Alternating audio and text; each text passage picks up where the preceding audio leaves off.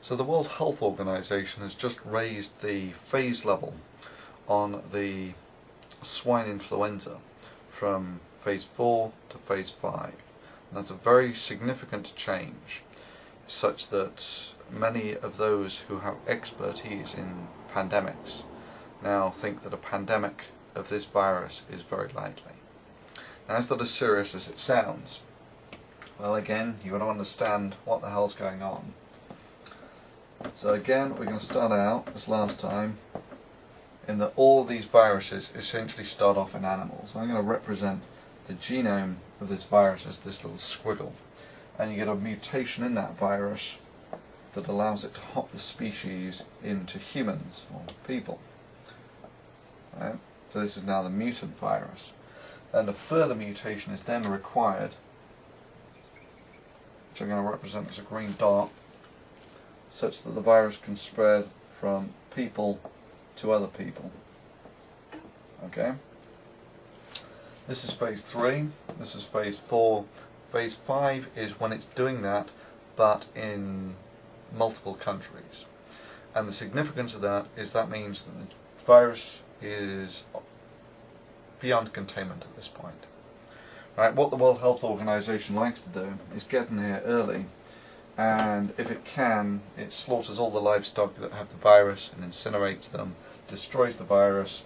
That means there is no prospect for phase 4 or phase 5. You know, it eliminates the possibility of a pandemic virus. So, what do we have at the moment? Well, we have a new virus on the scene, the swine influenza. It's never been experienced by humans before, which means you have no humans have any natural immunity to it. It is known that it can spread from humans to humans. It's out there in the environment, and it can be fatal to young people. Now, it's happened at a rather convenient time in that these pandemics typically happen in autumn and winter time, when in summertime people tend to be more dispersed and the environment tends to be drier, which are less congenial factors for spreading the virus than in winter, when people tend to be more confined indoors and it is also a more moist environment. So it may well be that this thing remains dormant, but once the genome is out there in the environment, these viral genomes tend to be fairly tenacious things in that they can be frozen, they can become resident and passive in other animal populations, such that it is almost certain that this will actually spread through the human population at some point. Now, whether it does that in a form that is fatal in a significant fraction of the time, no one knows. It may just be that it spreads through as just another passive influenza. However, that's a very dangerous roll of the dice. And there are those, most notably Congressman Ron Paul, who was suggesting that, well, the anecdote that he tells is when he was a young congressman there was another one of these swine flu panics, and he said they should do nothing, and they did something, and eventually nothing happened, and therefore it's okay to do nothing. And I couldn't disagree more strongly in that, I mean, the whole thing is you've basically got to deconvolute risk and hazard. Risk is basically the chances of something going wrong. Hazard is what you have to deal with if it does go wrong. And here it's bloody obvious that if things do go wrong, you can get tens of millions of people dying. The last big influenza to sweep through the human population, the 1920 influenza, killed about 50 million people, 500,000 alone in the US. So you know there is a big hazard potential here, and just because the risk might be comparatively small, we got away with it last time. It's like playing Russian roulette. You can spin barrel and pull the trigger and, well, nothing happened. That doesn't mean that it's safe to pull the trigger. Once you understand the dynamics of it, you realize there is a very large hazard, even if the risk is comparatively small. And in this case, I wouldn't even argue that. You know that there's a phase 5 virus out there. You know that there is no natural immunity of people to it, and you know that it is fatal in a significant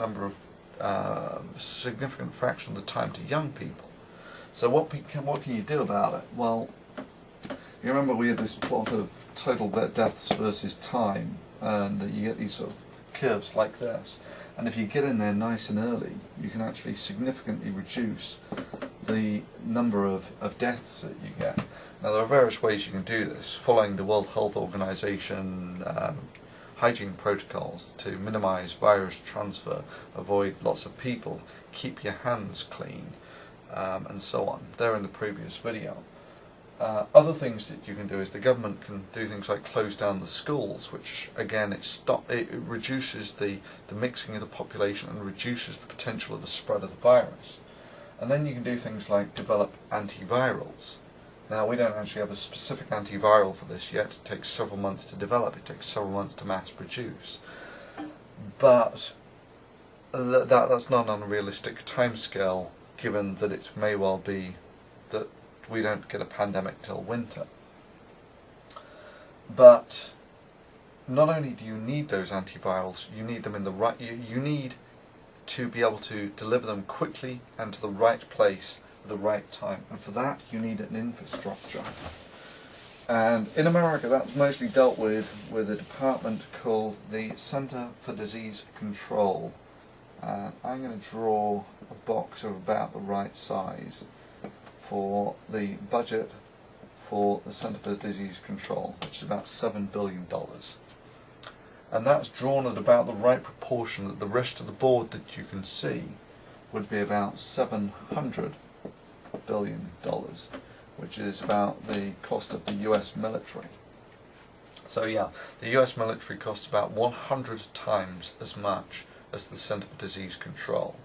So immediately a fairly reasonable argument can be made for shaving a few percent off the military budget and, say, doubling the budget of the CDC for the infrastructure to distribute antivirus medication and to produce the stuff. But let's look at this in terms of the individual taxpayer. So there are about 300 million Americans. Right? So about 200 million of them are taxpayers, just for sake of argument, myself included.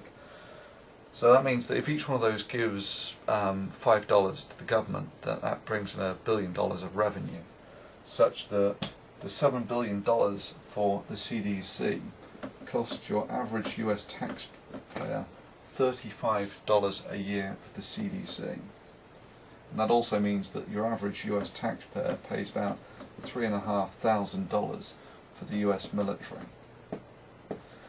But you could also break this down into the costs per day. Okay? So about 350 days in a year, convenient number in this case, which means that on average you pay about 10 cents per day for the CDC, and you pay about $10 per day for the US military. Now looked at like that, suggesting another 10 cents per taxpayer per day to actually double the budget of the CDC to give it to create the infrastructure for antiviral production and the infrastructure to develop to deliver it where and when it's needed seems like a reasonable investment.